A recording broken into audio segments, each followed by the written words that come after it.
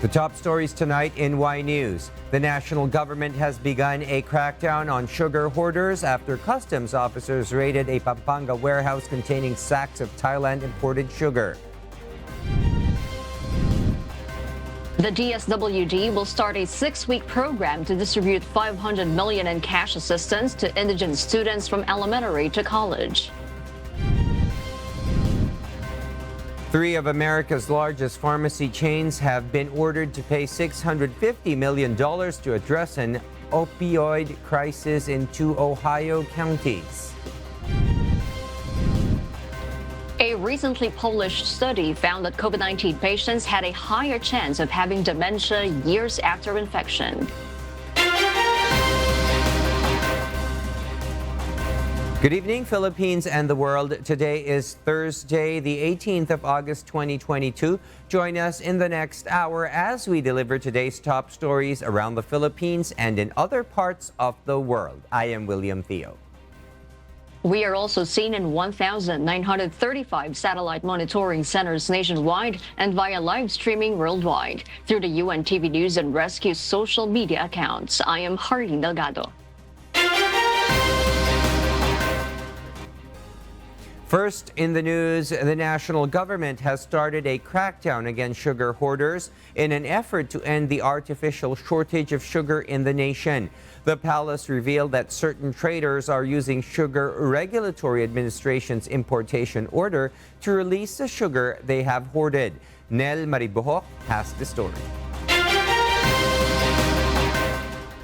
Malacanang revealed that the Bureau of Customs or BOC discovered a warehouse in San Fernando, Pampanga, suspected of storing thousands of pounds of sugar. Sacks of imported sugar from Thailand were discovered stored at the warehouse at the Lison building in Barangay del Pilar. According to the palace, the raid was carried out on the orders of Executive Secretary Victor Rodriguez, who was acting on President Ferdinand Bongbong Marcos Jr.'s authority. Nagsagawa ng exercise of visitorial powers ang ating Bureau of Customs tungo sa orders ni Executive Secretary Vic Rodriguez, tungo rin sa direktiba ng ating Pangulo na i-check ang mga warehouses para sa mga smuggled or hoarded na asukal. The warehouse owners may be charged with smuggling in accordance with the terms of the Customs Modernization Act if it is established that the Thailand sugar were smuggled. Following the inspection in Pampanga, another inspection was conducted in a warehouse in Bulacan. The palace says more warehouse inspections will be coming in the next few days.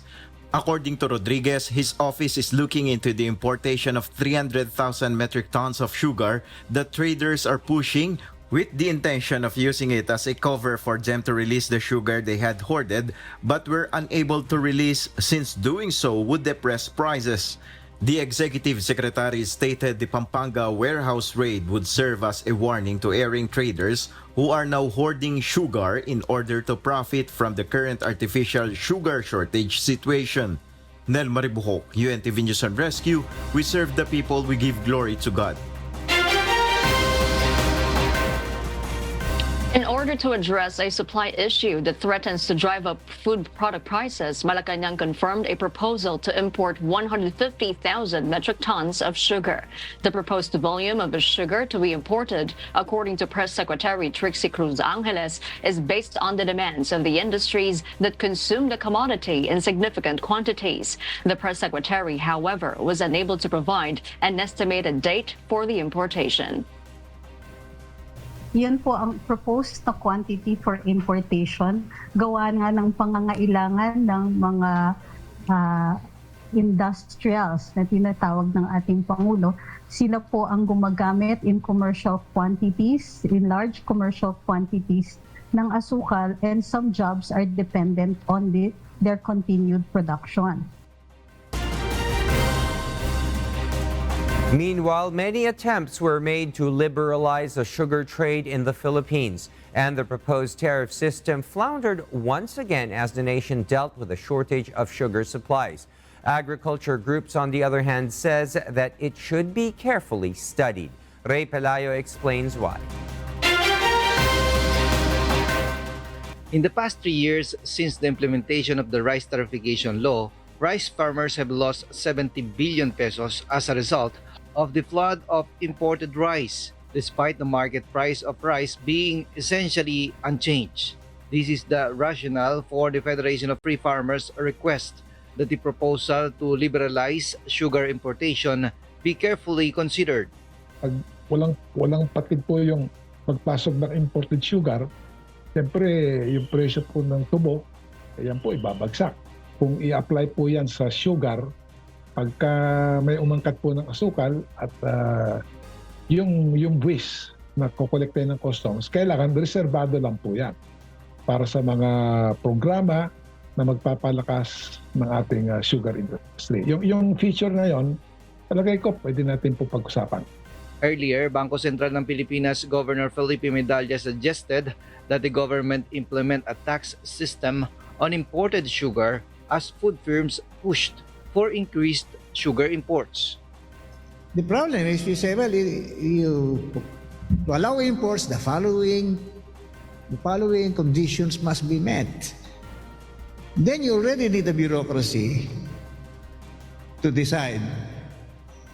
So the other way is the rice model, which is you want to protect it, choose. Do you want 100% tariff? Do you want 75? So let the debate be on the tariff level.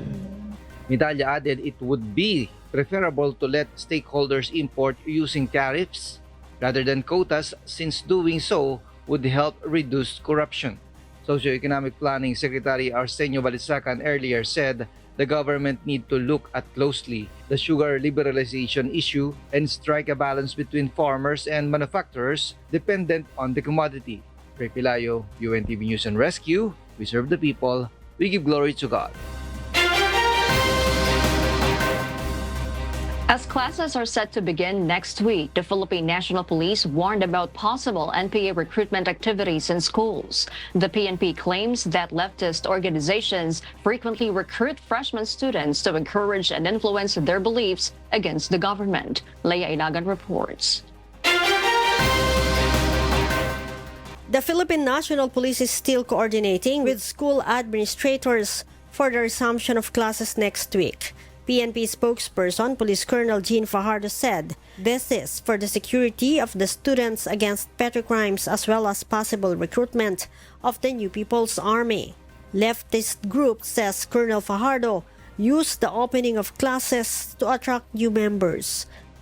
Gusto nga natin, ma'am, na ika nga ay maabot pati po yung ating mga estudyante dyan sa elementary, dahil alam natin, ma'am, may mga attempt na rin na pasukin ng mga those organization yung ating mga kabataan as early as elementary ay isway yung kanilang belief dito sa mga progresibong paniniwala.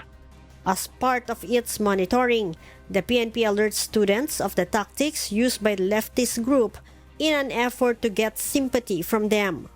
In that way po ay matutulungan po natin yung ating mga kabataan, estudyante, kung paano po sila makakaiwas sa maging biktima ng krimen, maging biktima at malulong sa mga illegal drugs. At syempre, ma'am, masama at makalahok dito sa mga tinatawag nating mga front organizations ng mga communist terrorist groups.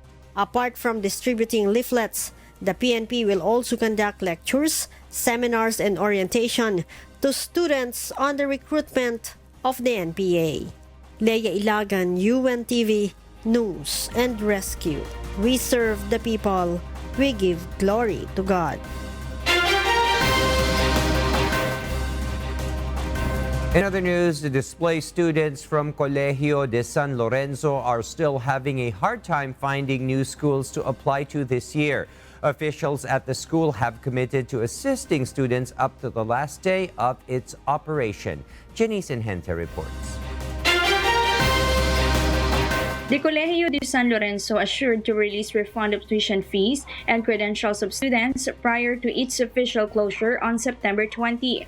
Earlier today, lawyers of the Colegio de San Lorenzo Board of Trustees and some school employees met with the Department of Education National Capital Region. Office of Student Affairs Director RJ Tagana said they discussed ways moving forward for the smooth and seamless processes and assistance for the affected students and employees. Basically, ang napag-usapan lang po ay kung paano gagawin ni Colegio de San Lorenzo ang kanyang duties para magkaroon ng smooth and seamless transition at assistance to all affected students and employees. Yan na rin po ang bilin ng DepEd na siguraduhin na ang lahat ay mabigyan ng pansin, lalo ang ating mga estudyante na nangangailangan ng tulong. Mula sa pag-release ng records at sa refund hanggang sa malilipatan nilang eskwelahan. Taganas also revealed a complaint against the school is being planned by CDSL employees. Abandoned, marami po sa aming mga manggagawa na kararamdam. Sinabi ho namin ito sa abogado ng Colegio de San Lorenzo at ang sinabi naman may karapatan ho kami kahit sino man na mag-file. Pagninilay-nilayan ko po ito pagkatapos ng maayos yung pag-transfer ng aming mga estudyante. Meron pong grupo ng mga empleyado na pinagninilay-nilayan na ito. Meanwhile, several displaced students and their parents from the Colegio de San Lorenzo continue to struggle to find new schools to enroll in this school year. Mahirap lang po maghahanap po ng panibagong school. Kaya as graduating po, di naman po ganun kadali. Yung mga subjects rin po na hindi na credit, maki-credit sa ibang school, yun nga po, mahirap pong makuha agad. Nag-cash po ako mga 27,000. Kailangan ko pong makuha yun today para down payment na rin po ako sa iba. Sobrang laking abala lang sa aming mga mag-aaral kasi kagaya niyan. Hirap kami makahanap ng school. Tapos ngayon, yung sa refund naman nila, medyo pahirapan din kasi almost 1 to 2 hours pipila ka pa. Tapos hindi rin nila sinabay yung refund sa uniform. Next week pa daw. So babalik na naman kami. So ang laking abala lang. The Department of Education earlier said it would help find new schools for the displaced students. Janice Enhente, UNTV, News and Rescue. We serve the people, we give glory to God. As the new school year begins on Monday of next week, the Department of Social Welfare and Development is providing monetary support to indigent students to assist them with their educational needs. But who can avail the cash assistance and how much will eligible students get? Let's find out as Nel Maribohok reports.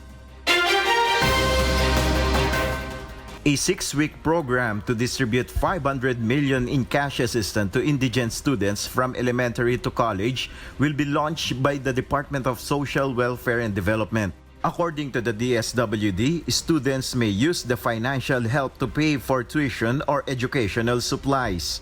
Those who are eligible to receive the cash assistance include children from poor families, children of solo parents, PWDs and sick parents, orphans or abandoned children, children of tricycle and jeepney drivers, laundry women, house helpers, other laborers. Up to 3 students per family can get the cash assistance. For elementary students, the cash support will be 1,000 pesos. For junior high school students, 2,000 pesos. For senior high school students, 3,000 pesos. And for college students or those enrolled in vocational programs, 4,000 pesos. To qualify for the aid, students or their parents must produce a certificate of work and or a current school ID. DSWD Secretary Erwin Tulfo has announced that the cash assistance will be distributed beginning on Saturday, August 20. Ito po yung programa na mag-uumpisan po namin. Educational assistance po ito para sa mga bata, sa mga anak po ng mga mahirap nating kababayan. Simula po ngayong Sabado, at 6 po na Sabado hanggang Setyembre 24. In connection with this, the Secretary has issued a warning to people against submitting fake documentation when requesting assistance from DSWD. Nel Maribuhok, UNTV News and Rescue. We serve the people, we give glory to God.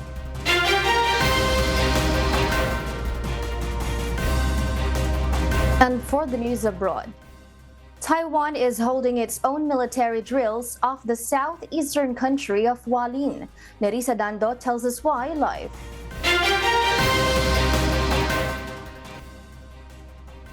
Yes, Nerissa? Good evening, Marielle. Taiwan is showing its ability to resist Chinese pressure as they stage its own military exercises following new rounds of China's firings and incursions into Taiwan sea and airspace. Taiwan strongly condemns China's continuous military provocations, which undermine regional peace and stability. Joanne Wu, Taiwan's foreign ministry spokesperson, called China's military provocations absurd and a barbaric act. Wu said China is just using the visitation of U.S. officials as a pretext for escalating its attempt to intimidate Taiwan and leading them into accepting what China calls peaceful reunification. Aside from military threats, China also imposed visa bans and other sanctions on Taiwanese political figures. It's unclear, though, what effect the sanctions would have as China exercises no effective legal authority over Taiwan. Back to Marielle. Thank you, Nerissa Dando, reporting live. Chinese authorities in Hubei, China are now attempting to bring in rainfall through cloud seeding operations amid the severe drought and record-breaking heat wave in the country. Local media in China reported that rockets carrying chemicals are launched from parts of central and southwest China, where provinces are affected by the record low levels at the Yangtze River. The 2-month-long heat wave in the country that started since June is the longest in China's record. Temperatures across Sichuan and other provinces, for example, now exceed 40 degrees Celsius.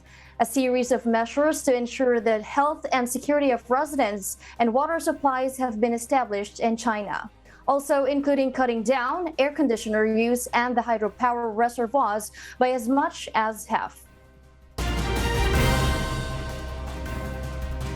We'll share more global stories with you later, but for now, back to you, Harleen.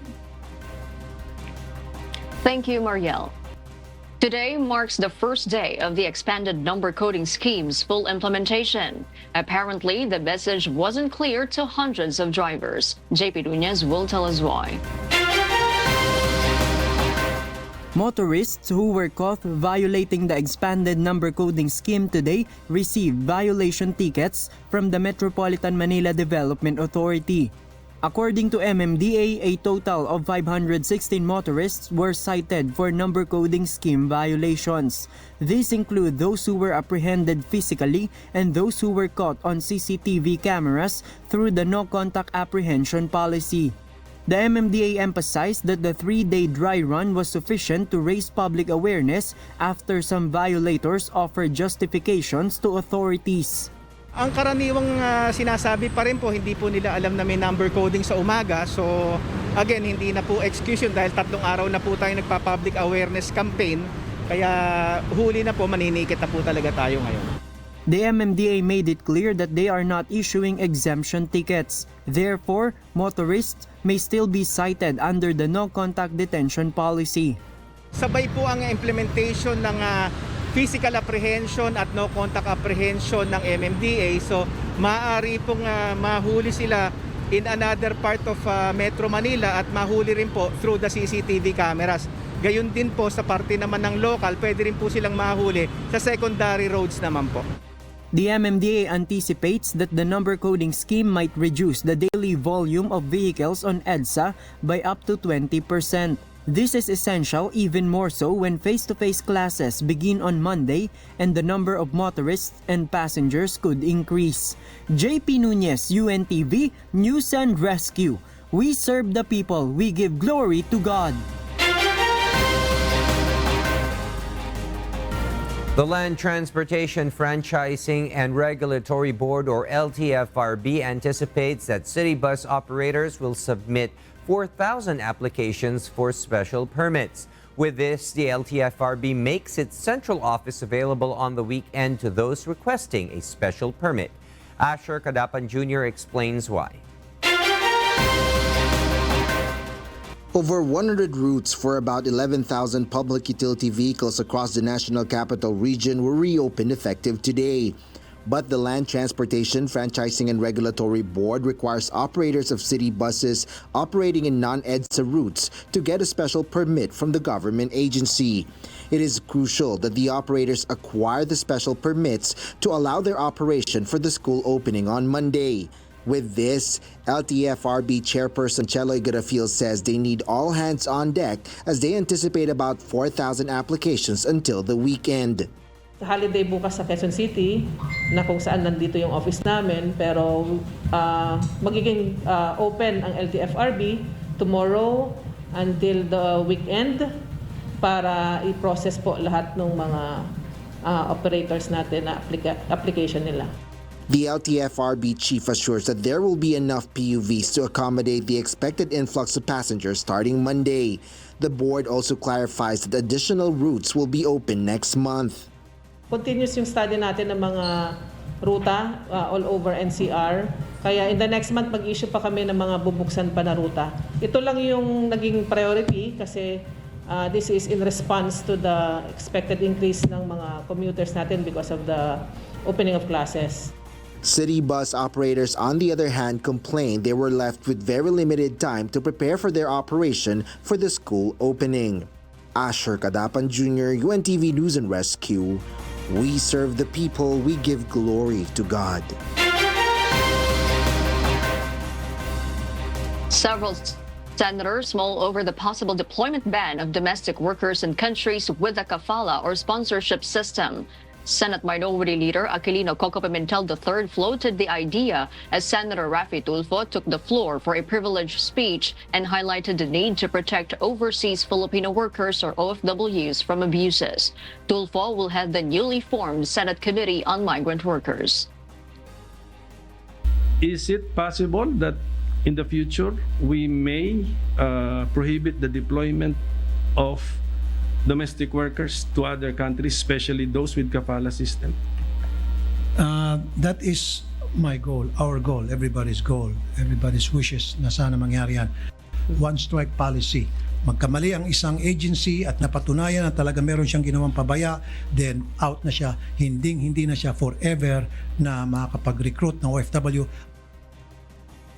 Senator Alan Peter Cayetano, who is also a former Foreign Affairs Secretary, also suggested to look into limiting the deployment of OFWs to safer jobs and places. Those working in Hong Kong and those working in Shanghai and some in Beijing are much safer than areas that have the Kafala system. Mas madaling tumawag ng pulis, mas madaling umalis sa bahay, mas madaling tumakbo sa embassy, hindi kino-confiscate yung cellphone. But hindi tayo gumawa ng paraan na humanap tayo ng mga trabaho para sa kanila na less ang trabaho at pag-abuso. Countries with Kafala system include the Gulf Cooperation Council countries Bahrain, Kuwait, Oman, Qatar, Saudi Arabia, and United Arab Emirates, and also Jordan and Lebanon. Currently, the Philippines has banned the deployment of newly hired workers to Saudi Arabia. The Department of Migrant Workers is set to impose stricter measures to ensure the protection of OFWs, particularly domestic workers. These include performance review and assessment of licensed recruitment agencies and their foreign counterparts based on deployment numbers and the capacity to monitor and act on welfare cases, issuance of country-specific employment contracts, strict department guidelines to ensure that only qualified and fully trained domestic workers are deployed abroad, and the creation of a white list of recruitment agencies and foreign recruitment agencies that have shown consistent and strict adherence to fair and ethical recruitment standards. Migrant Workers Secretary Susan Oples says the agency would also start publishing the identities of foreign employers and recruitment agencies, both local and foreign, that have been blacklisted due to recruitment and labor violations, including severe exploitation and abuse of OFWs. The secretary is hopeful with the Global Compact on Immigration adopted by the United Nations General Assembly that emphasizes cooperation among member states in protecting migrants, including all foreign workers, where countries with the Kafala system have also signed the agreement. Meanwhile, a House committee approved the proposed measure seeking to impose taxes on non-resident foreign digital service providers. However, the Makabayan bloc in the lower chamber of Congress expressed worry this would mean additional expenses to consumers. Eileen Cerudo will tell us why. The taxes that will be imposed on foreign digital service might be passed on to the consumers, according to lawmakers of the Makabayan bloc. Maaring mapass on sa mga consumers talaga yung pagdadagdag ng VAT sa mga kumpanya na ito. House Bill number 372 was approved in the House Committee on Ways and Means, which seeks to impose a 12% value-added tax on non-resident foreign digital services. Gabriela Party List Representative Arlene Brosas said this proposed law would affect Netflix, Spotify, and Amazon. Kung ganito na ang mga taxes na ipinapasa natin ay pawang mga tinatawag namin na consumption-based tax na klase ng sistema, ang mahihirapan po particular ay ang ating mga maliliit na mamamayan. The lawmaker also explains that consumers are already burdened with high commodity prices, and a 12% VAT would mean an increase in online subscriptions in digital platforms. According to House Committee on Ways and Means Chairman and Albay Representative Joey Salceda, imposing taxes will level the playing field, especially with the local companies. Itong mga non-resident foreign corporation, they pay VAT in their home country, even if the income is earned in the Philippines. So what we are trying to say here is that the income that is earned in the Philippines should be VATed. If passed into law, 9 billion peso worth of government revenue is expected to be collected. He also clarified that there will be exemptions to the law, including educational institutions and companies earning 3 million pesos or lower. Salceda said it is right to impose taxes on these companies since they provide service in the country.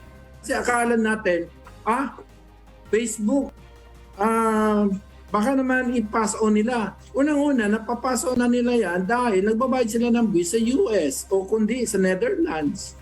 Ang hinihingi lang natin na yung income which was earned in the Philippines should be taxed, should be properly shared with the Philippines. Eileen Cerudo, UNTV News and Rescue. We serve the people. We give glory to God.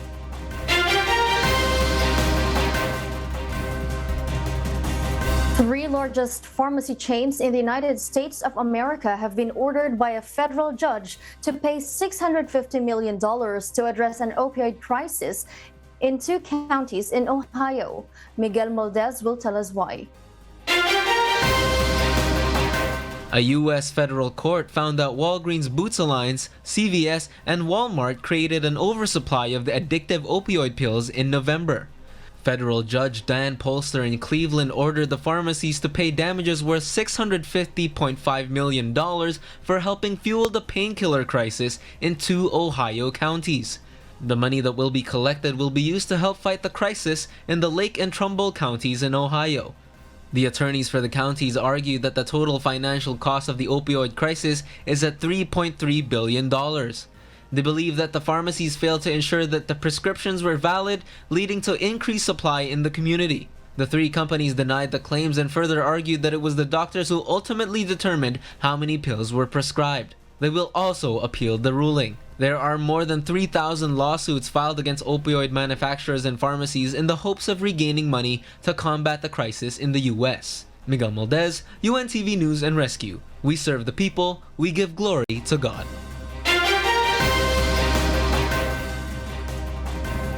Russian spacewalkers encountered an order to safety during their operations on the International Space Station.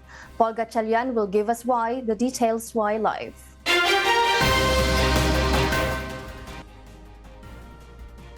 Yes, Paul, go ahead. Mariel, as they were installing cameras on the European Space Agency's new robot arm, the voltage battery in Russian spacewalker commander Oleg Artemyev's spacesuit malfunctioned. As the Russian mission control heard the unexpected situation, they ordered Artemyev to rush back inside the International Space Station airlock and secure his suit to the station's power supply. Their operations were ultimately shortened to just under 2 hours as they planned to spend 6.5 hours on the spacewalk. Artemyev's partner David Matveev continued to work on the robotic arm alone for another hour.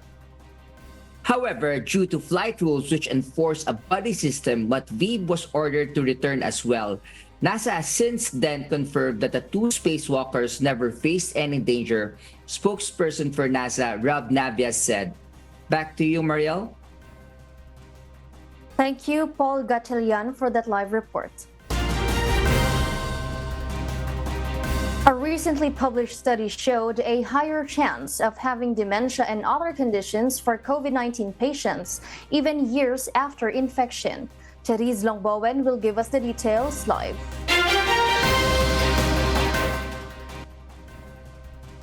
Yes, Therese? Good evening, Mariel. A team of researchers from the University of Oxford analyzed data from more than 1.25 million COVID-19 patients who were diagnosed between January 2020 to April 13, 2022, as well as data of patients with any other respiratory infection.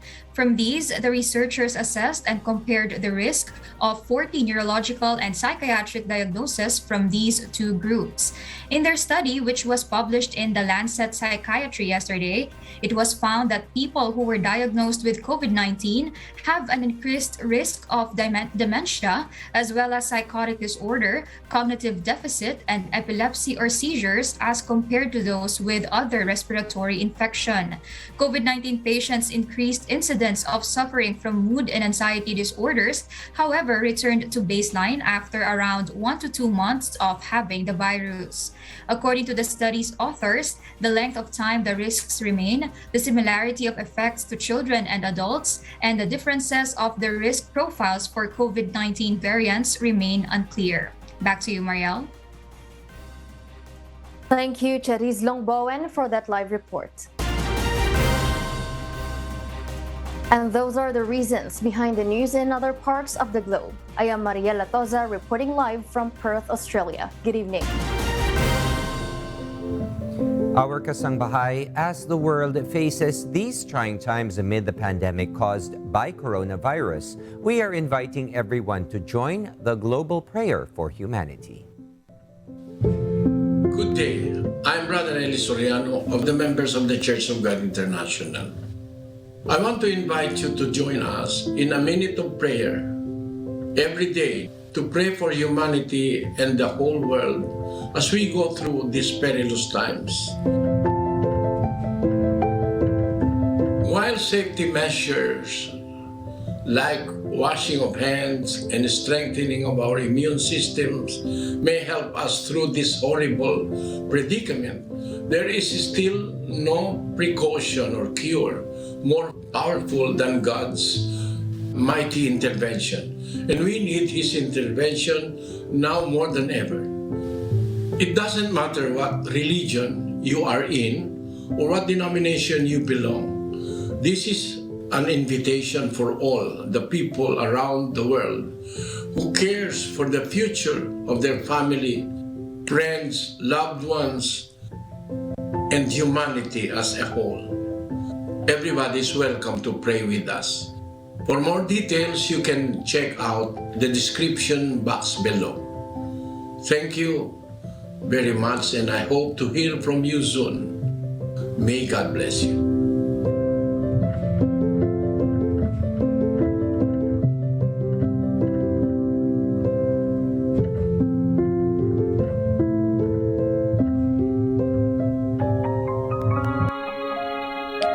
Before we close, we will leave you with a word, giving glory to God. From the book of Proverbs, chapter 11, verse 23, it says, "The desire of the righteous is only good, but the expectation of the wicked is wrath."